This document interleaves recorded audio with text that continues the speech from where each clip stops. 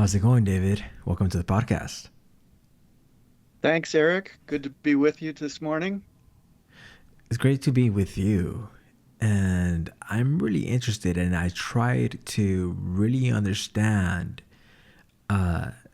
your writing and what you speak about. But as someone who doesn't really have a science background, you sort of get lost in all the noise. So, explain to me about explain to me who you are first. Let's start there. Well, first of all, I don't have a science background either. I am a writer who started 55 years ago as a novelist. My first three or four books were books of fiction, and then I turned to nonfiction because I was more interested in nonfiction literature, artistic, uh, artfully written nonfiction. And I was always interested in the natural world also, was interested in biology, was interested in the world of nature. And so I started writing nonfiction journalism and nonfiction books about science, and in particular about the life sciences, about ecology, evolutionary biology, conservation biology, biological diversity, issues of extinction and conservation. And I've been doing that now for about 40 years, continuing the journalism, wrote a lot for National Geographic for 20 years, and for other magazines, and have published, let's see, 18 books so far. because Just you finished another one and have. because you did go to you went to college for literature, right? That was what you wanted to do. You wanted to write books and get into fiction, and you kind of pivoted away and just got lost yourself in writing about biology and that sort of That's thing. right. That's right. Yeah, I studied as an undergraduate in college and in graduate school in England. I studied literature. In particular, I studied the novels of William Faulkner. Was fascinated with the novels of William Faulkner. Was deeply buried in the novels of Faulkner for almost a dozen years. Uh, but then, and as I said, I published some fiction myself, so a couple few novels. But I decided that I could be more useful to the world and have a better chance of making a living and have more fun writing nonfiction about the natural world. And that allowed me to travel and to look at other people's work, um, Mm, and still writing about humans, writing about people, because when you write about science, you write about the people who do science. So there's still right, plenty of room for character and for narrative, and um, for art. So right. that's what I've done for the last 40 years. Yeah, so something that I could relate to is that I went to school. I studied finance, so I got my degree in finance. But one of my favorite classes was anthropology, and one of the favorite things to learn about anthropology was evolution.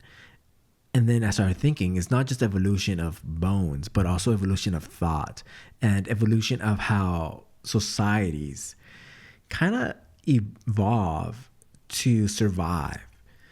And it's interesting now that I think about it because with AI, people saying, we're all going to lose our jobs, that's not necessarily true because evolution has taught that we've been able to adapt to any like climate, I would say, any social climate, which is true. And it also comes into play biology because we know that species are meant for survival. They're built for survival, and we see it from cells to actual organisms, right?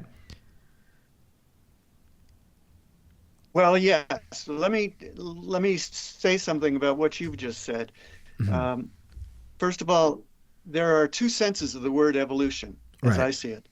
There's a very technical scientific sense in that, Charles Darwin created a theory of evolution by natural selection. Yeah. And what it does is explain in a very mechanistic, hardcore way um, the origins of biological diversity, adaptation, um, and complexity among living creatures on Earth. Now, that's evolution in the strict sense. There's also evolution in a more metaphorical sense, and people use the word freely, and they're certainly entitled to use the word freely. But in the more in the looser sense, evolution applies to any sort of change, particularly progressive change. And progressive, and there, so we can say that some of our social institutions have evolved, some of our ideas about this or that have evolved, the practice of medicine has evolved, meaning Hmm. progressive change. But it's not evolution in the strict sense of evolution by the mechanism of Darwinian natural selection. So I think it's just good to keep those two things straight. No, I totally agree. But something interesting as well was COVID, because it taught us that we had the virus, and we came up with a way to treat that virus, injecting it with RNA. But as we know, viruses also fight back and try to survive as well, right? Mhm. That's actually pretty scary to think about, because COVID was one thing, and it it was scary because not COVID itself, but what COVID could do, because as a virus, it could also evolve over time, and then the the way that you treat it will be ineffective.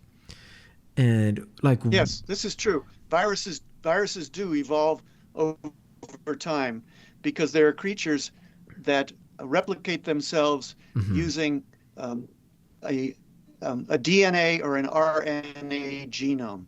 And any kind of creature, whether it's viruses are not cells, viruses are just little molecular parasites. They're not cellular creatures the way animals, plants, fungi, and bacteria are cellular creatures. mhm, But viruses do evolve because they replicate themselves using a DNA or an RNA genome, the two, the two genetic information molecules, DNA and RNA. Some viruses have a genome of DNA. Some viruses, like the COVID virus, have an RNA genome. mhm, But they evolve because as they make copies of themselves, as the mhm, viruses do, they make mistakes in copying their genomes, whether it's DNA or RNA. Those mistakes, we call them mutations, they introduce variation in mhm, a population of viruses. The viruses are competing with one another for the resources to create more copies of themselves. mhm, And anytime you have a creature that replicates itself with a DNA or an RNA genome, acquiring genetic variation and competing for successful self reproduction, you get Darwinian evolution by natural selection. So viruses do that, and they can adapt to challenges such as the human immune system or a human vaccine. They can they can find ways to respond to that, just the way an antelope in Africa evolves to find ways to defend itself against mhm, a lion or a cheetah. The antelopes evolved to become faster, and then cheetahs evolved to become faster to try and keep up with the evolution of the antelopes. And you have sort of an evolutionary competition, an evolutionary arms race. Same thing can happen with viruses. It's one of the things that makes the COVID virus, which is highly adaptable, it evolves fairly quickly. That's one of the things that makes the COVID virus difficult. And that's the reason we have to keep getting booster shots to right, deal with the evolution of the virus. right. And I think you also talk about uh, is it a horizontal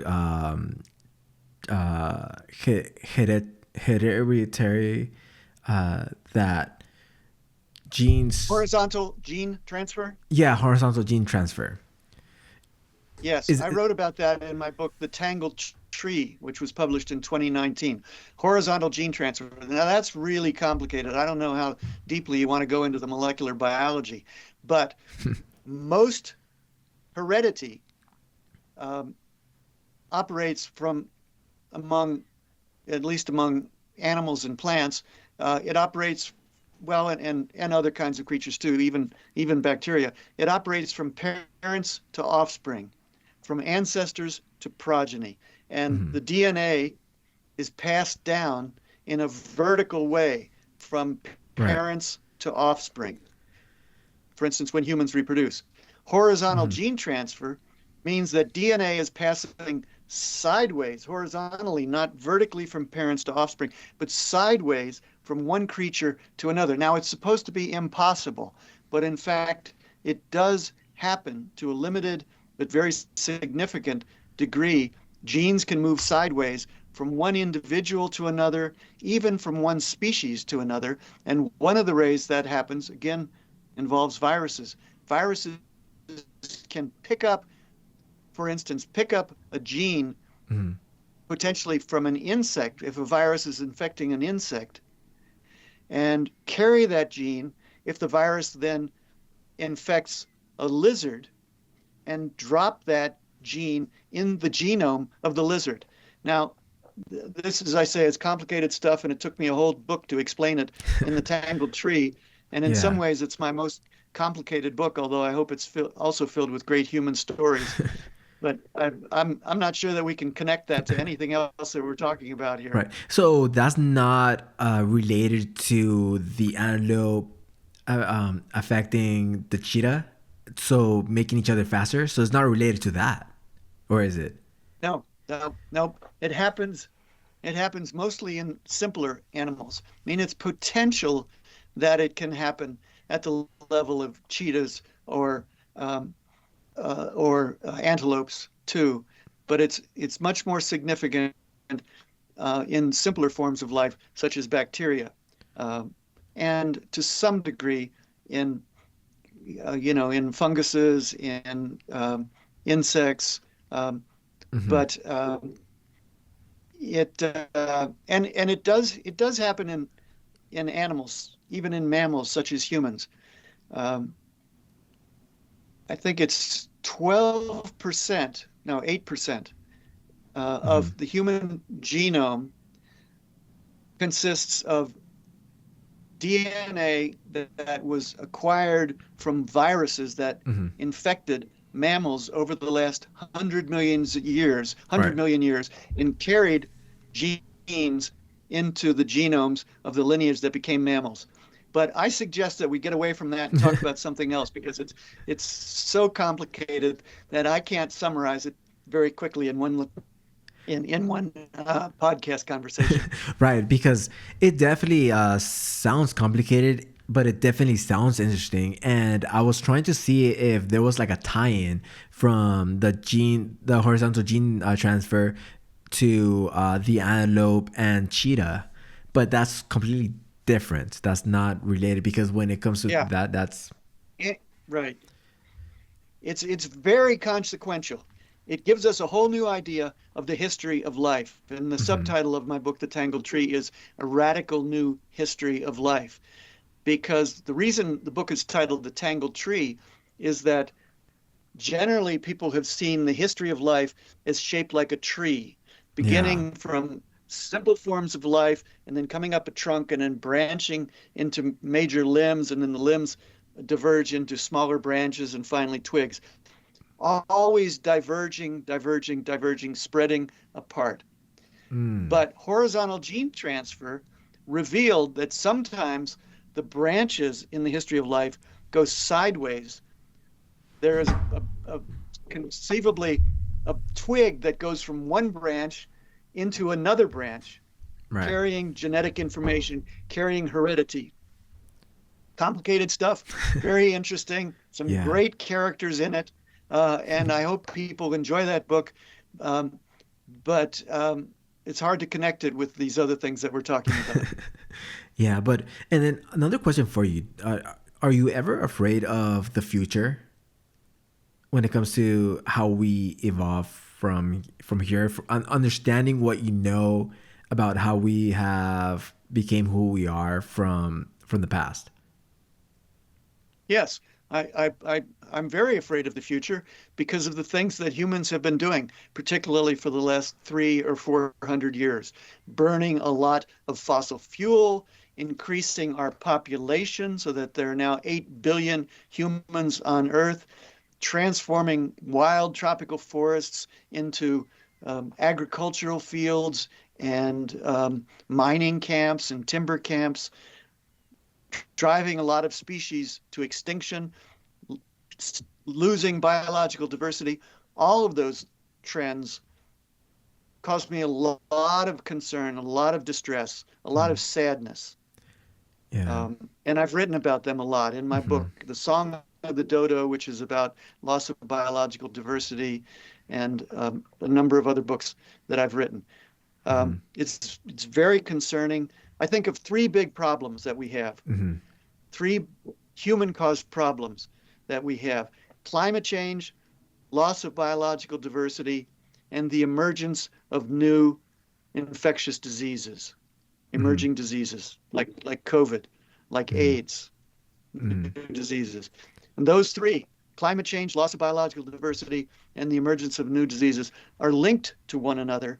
It's not that climate change causes all everything that's bad, Right. but those three things are linked to one another, and they all have the same ultimate cause, and that is too many humans consuming resources at too high a rate. Hmm. Not just the sheer number of humans, because a lot of humans on the planet are poor people living in marginal circumstances in villages, rural Hmm. villages in Africa or in the US or wherever. And those people may have more children than, you know, an affluent family in Connecticut, but they're Hmm. consuming less resources. They're causing less damage. It's human population size multiplied by consumption that is causing all of these problems. And yes, it causes me to worry and cause. No, yeah. It's oh, I think I lost you for a second.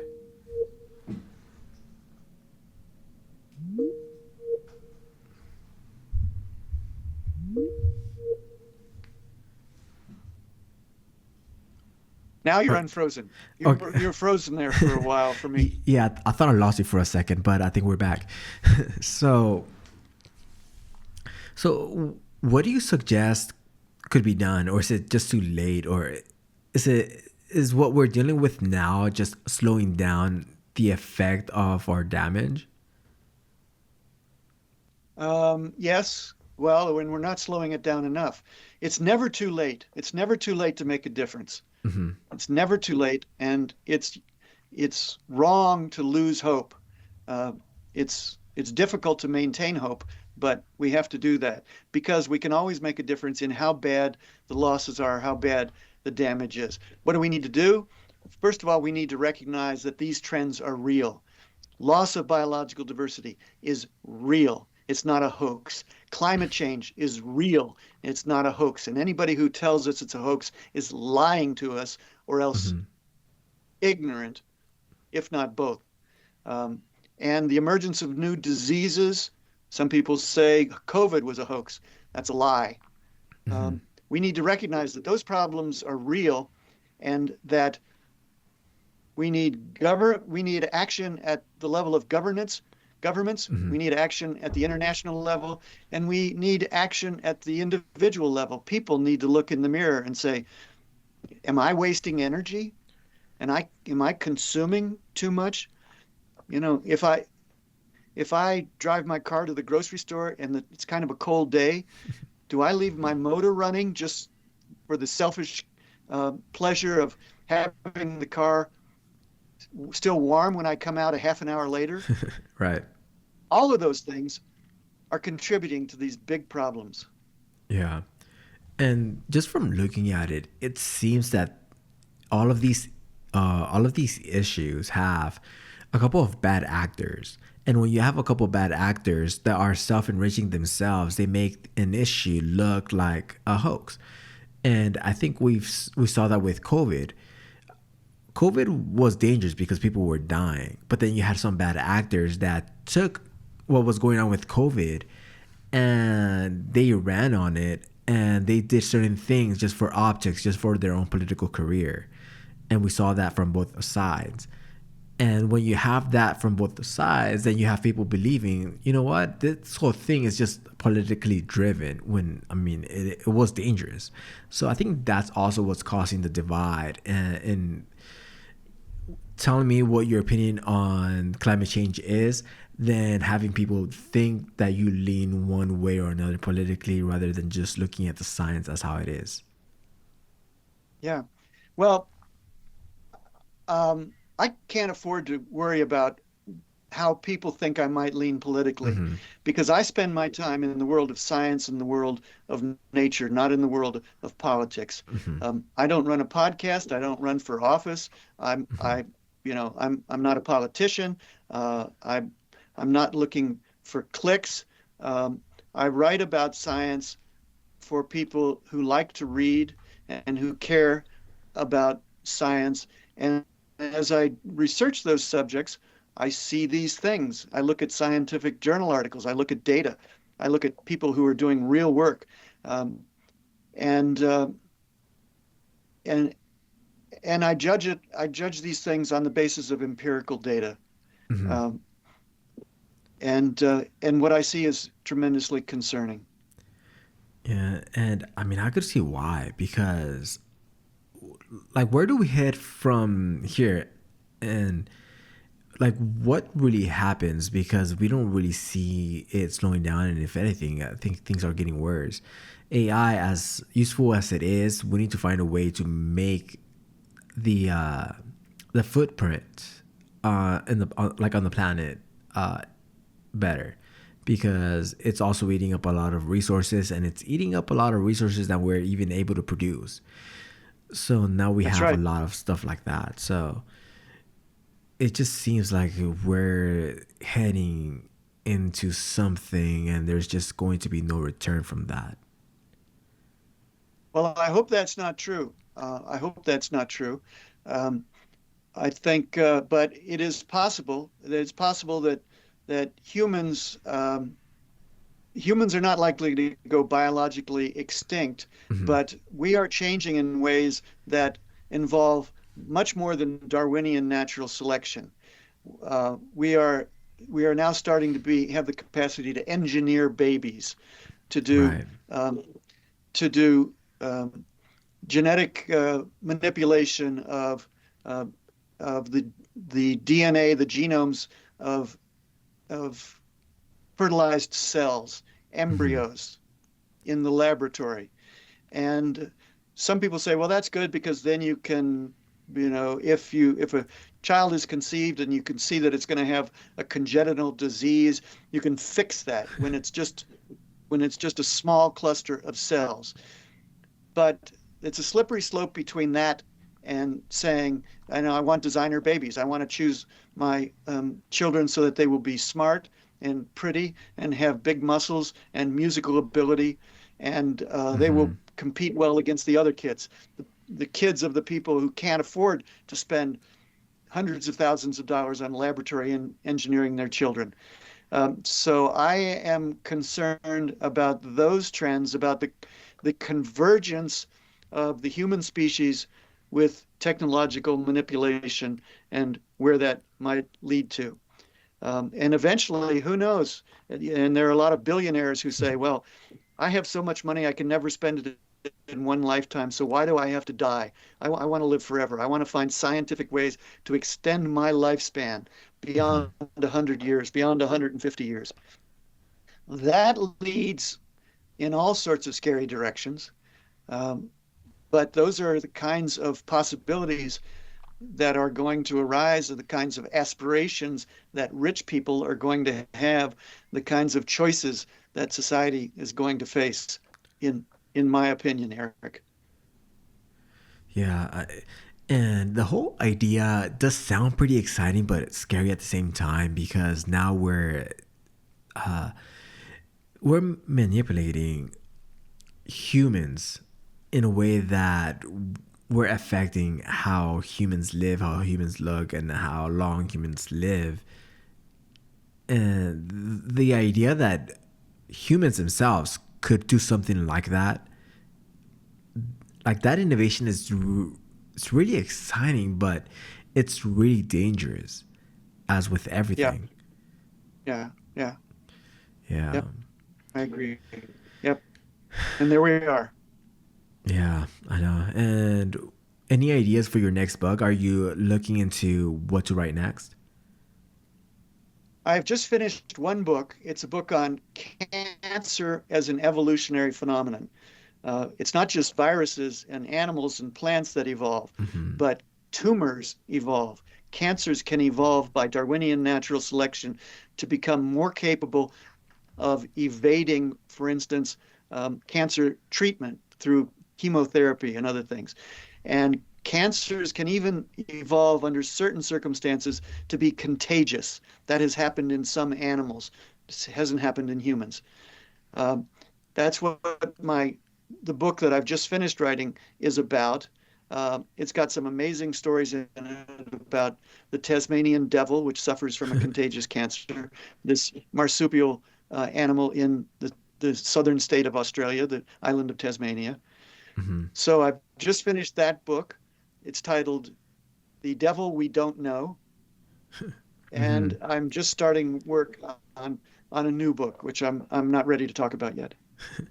Well, I mean, I look forward to hearing more about it, and having you back in the podcast. I know that we're running a little bit behind, but it was incredible having this conversation with you, and try to fit in as much as we can, as much as we could in such a short amount of time. But thank you for coming on. You're very welcome, Eric. Nice to talk with you. Have a great day. Thanks for having me on. Thank you for coming on.